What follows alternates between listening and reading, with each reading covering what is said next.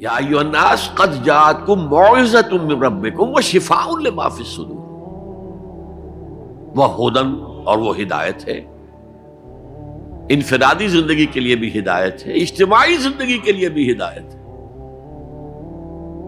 کبھی اگر سورہ فاتحہ پر آپ غور کریں جو ہماری نماز کا جزو لازم ہے، تو ہم پہلے کہتے ہیں الحمدللہ رب العالمین الرحمن الرحیم مالک یوم الدین ایاک نعبد و ایاک نستعین۔ یہ ہدایت تو ہمیں پہلے ہی ملی ہوئی ہے۔ پھر جو ہم کہتے ہیں اہدنا الصراط المستقیم، اللہ کو ہم نے پہچان لیا، اسے رب العالمین مان لیا، اسے رحمان مان لیا، اسے رحیم مان لیا، اسے روز جزا کا حاکم مطلق مان لیا، تو اب کون سی ہدایت رہ گئی؟ ہدایت تو آ گئی۔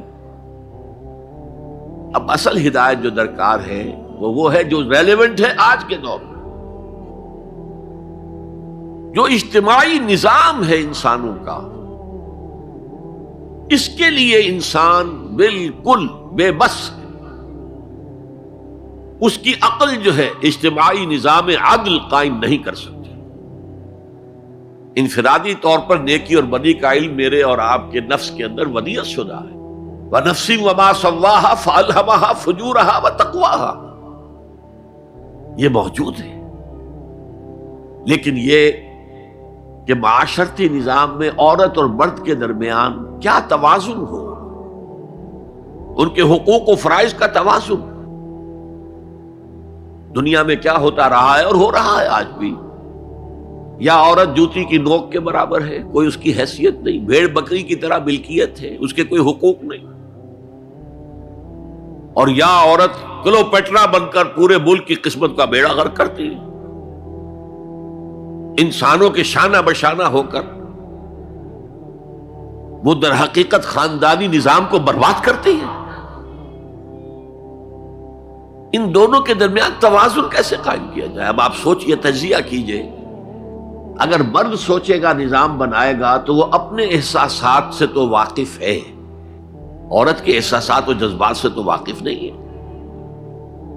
عورت نظام بنائے گی تو وہ اپنے احساس و جذبات سے واقف ہے، وہ مرد کے احساسات و جذبات سے واقف نہیں ہے۔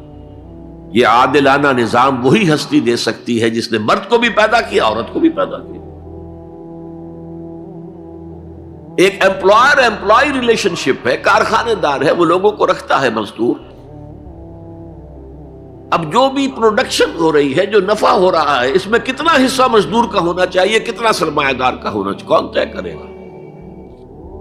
یا سرمایہ دارانہ نظام بن جائے گا اور مزدور کمر توڑنے والی محنت کرنے کے باوجود زندگی کے بنیادی جو تقاضے ہیں ان کو بھی حاصل نہیں کر سکے گا۔ میں نے آپ کے بمبئی شہر میں جو اس وقت دیکھا ہے، یہ جو چھوٹے چھوٹے خانے بنے ہوئے کبوتروں کے سے جن میں انسان رہ رہے ہیں اور پوری زندگی ان میں گزارتے ہیں، یہ انسان، جبکہ اونچے اونچے محل موجود ہیں، بڑی بڑی عمارتیں موجود ہیں، ایکڑوں پر پھیلی ہوئی کوٹھیاں موجود ہیں، یہ ہے ننگا کیپٹلسٹک نظام، ننگا عریاں۔ اسی کا رد عمل تھا جو کمیونزم کی شکل میں ظاہر ہوا، ایکویلٹی ہونی چاہیے، لیکن اس کمیونزم نے شکل اختیار کر لی ون پارٹی ڈکٹیٹرشپ۔ تمہیں کوئی حق حاصل نہیں ہے، نہ کچھ کہہ سکتے ہو، نہ تنقید کر سکتے ہو، نہ رائٹ آف ایسوسیشن ہے، نہ right of expression of opinion ہے، بس کام کرو، تنخواہ لو، روٹی کھاؤ، اللہ اللہ خیر سلام۔ یہی وجہ ہے کہ وہ نظام بھی مر گیا۔ اسی طریقے سے کسی بھی نظام میں اگرچہ حاکم مطلق تو اللہ ہے، پھر بھی کوئی نظام آپ بنائیں گے تو کچھ حکام ہوں گے، اولو الامر ہوں گے۔ خلافت راشدہ میں بھی تھے نا، امیر المومنین تھے، اولو الامر تھے۔ عوام میں اور ان کے درمیان حقوق و اختیار کا توازن کیا ہو، کون طے کرے گا؟ اولو الامر تو چاہیں گے سارے اختیارات ہمارے پاس ہوں، ٹوٹلیٹیرین سٹیٹ قائم ہو جائے گی۔ عوام چاہیں گے ہمارے پاس ہو اور ہمیں اتنی آزادی ہو کہ مادر پدر آزاد ہو جائیں، جو چاہیں کریں۔ ہومو سیکسول ہو جائیں، ہومو سیکسول میرجز کریں، ہمیں کوئی روکنے والا نہ ہو۔ تو میں نے آپ کو بتایا اجتماعی نظام کے یہ 3 گوشے ہیں: معاشرتی نظام، معاشی نظام، سیاسی نظام۔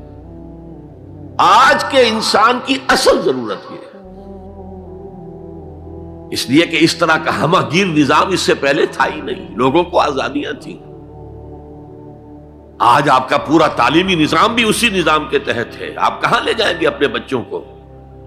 آپ ان کے حوالے کر کے اپنے ہاتھ دھو لیتے ہیں۔ You wash your hands of your children. وہ نظام جو چاہے گا بنا دے گا ان کو۔ گلا تو گھونٹ دیا اہل مدرسہ نے تیرا، کہاں سے آئے صدا لا الہ الا اللہ؟ کیا کریں گے؟ انہیں کہیں کسی تہخانے میں تو بند نہیں کر سکتے۔ آپ اپنے گھر میں ٹیلی ویژن نہیں لائیں گے، وہ جا کر دکان پہ دیکھیں گے۔ جب تک نظام درست نہ ہو، اور نظام کی ہدایت ہے جو قرآن نے دی ہے اصل، ورنہ اخلاقیات کا معاملہ میں آپ سے عرض کر دوں کہ یہ تو نوع انسانی کی مشترک میراث ہے۔ سچ بولنا اچھا ہے، جھوٹ بولنا برا ہے، کون نہیں جانتا؟ کیا ہندو نہیں جانتا؟ کیا بدھ مت کا پیرو نہیں جانتا؟ نہ کرنا اچھا ہے، وعدہ خلافی بری ہے، کون نہیں جانتا؟ عیسائی نہیں جانتا، یہودی نہیں جانتا، سب جانتے۔ بیسک ہیومن مورالٹی تو ہمارے اندر ہے، جیسا کہ میں نے آیت آپ کو سنائی، وَنَفْسٍ وَمَا سَوَّاهَا فَأَلْهَمَهَا فُجُورَهَا وَتَقْوَاهَا۔ انسان کا نفس جو اللہ نے پوری طرح تیار کر دیا، نوک پلک سنوار دی، اور اس میں نیکی اور بدی کی تمیز ودیت کر دی۔ لہذا اصل ہدایت ہے آج جس کی ضرورت ہے وہ اجتماعی نظام۔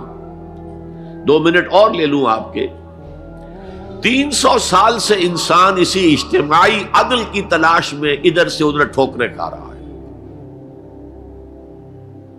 کوئی 250 برس سے زیادہ ہو گئے ہیں۔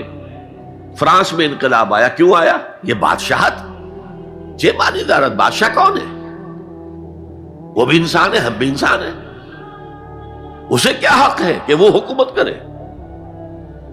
لہذا انقلاب آیا، سخت خونی انقلاب آیا، لوگوں نے چاہا کہ عدل ہو، لہذا فرینچ ریولوشن آیا۔ لیکن چونکہ وہ ریولوشن یک طرفہ تھا، صرف سیاسی نظام بدلا، معاشی نظام نہیں بدلا۔ سود موجود رہا، لہذا اس کے بعد کیپٹلزم کی لعنت مسلط ہو گئی۔ پہلے لارڈز اینڈ بیرنز اور بڑے بڑے زمیندار اور جاگیردار سروں پر مسلط تھے، اور اب کارخانے دار اور کیپٹلسٹ مسلط ہو گئے۔ آج کی جمہوریت کیا ہے؟ دس از دی ڈکٹیٹرشپ آف دی کیپٹلسٹ۔ یہ تو اصل میں کیپٹلزم ہے، کیپٹلسٹ کی ڈکٹیٹرشپ ہے جو اس وقت ہو رہی ہے۔ اچھا، اس سے نجات پانے کے لیے چھلانگ لگائی دوسری طرف کمیونزم، تو وہ میں آپ کو بتا چکا، وہاں انفرادی آزادی ختم ہو گئی، اب وہ بھی مر گیا۔ اب فوکو یاما نے تو کتاب لکھ دی اینڈ آف ہسٹری، بس ثابت ہو گیا کہ ہمارا نظام لبرل سیکولر ڈیموکریسی اور انٹرسٹ بیسڈ کیپٹلزم، اس سے بہتر کوئی نظام ہے ہی نہیں، سب ختم ہوگا۔ لیکن ایک نظام ہے جس کا انہیں اندیشہ ہے، جو ابلیس کی زبان سے اقبال نے کہلوایا تھا، ہے اگر کوئی خطر مجھ کو تو اس امت سے ہے، جس کی خاکستر میں ہے اب تک شرار آرزو۔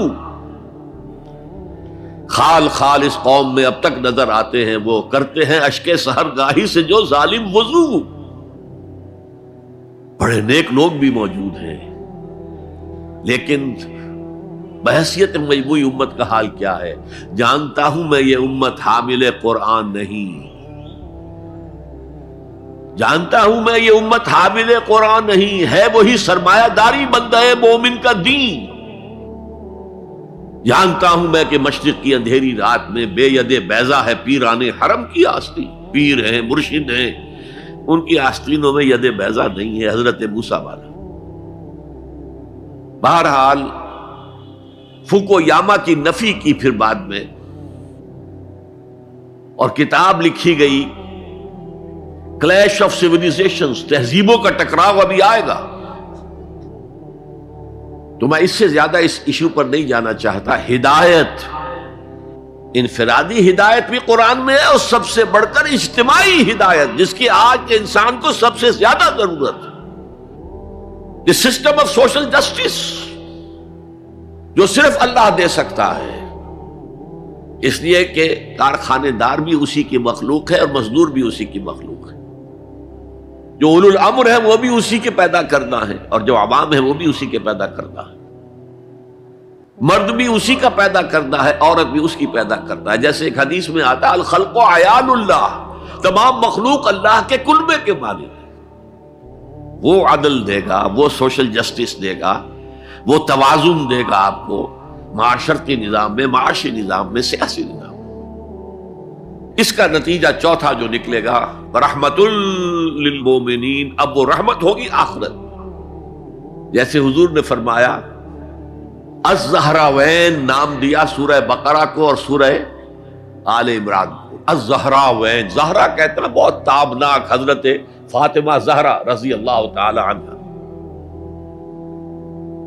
الزہراوین یہ دو بدلیوں کی صورت میں میدان حشر میں ظاہر ہوں گی.